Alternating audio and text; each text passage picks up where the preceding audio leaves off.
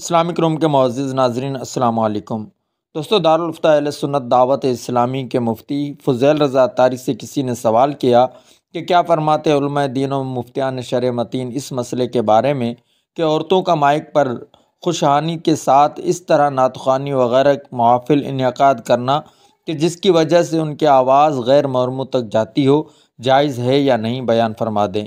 تو انہوں نے جواب میں ارشاد فرمایا کہ عورتوں کا مائک وغیرہ پر خوشحانی کے ساتھ اس طرح نعت خوانی کرنا کہ ان کی آواز نامحرموں تک جاتی ہو، ناجائز و حرام ہے کہ عورتوں کی خوشحانی و ترنم والی آواز بھی عورت یعنی پردے کی چیز ہے۔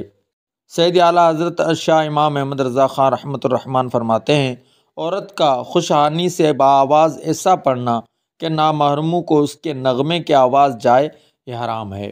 سید اعلیٰ حضرت رحمۃ اللہ تعالیٰ علیہ سے سوال ہوا کہ عورتیں باہم گلا مل کر مولود شریف پڑھتی ہیں اور ان کی آوازیں غیر مرد باہر سنتے ہیں، تو اب ان کا اس طریقے سے مولود شریف پڑھنا ان کے حق میں باعث ثواب کا ہے یا کیا؟ اس کے جواب میں آپ رحمۃ اللہ تعالیٰ علیہ نے ارشاد فرمایا، عورتوں کا اس طرح پڑھنا کہ ان کی آواز نامحرم سنیں باعث ثواب نہیں بلکہ گناہ ہے۔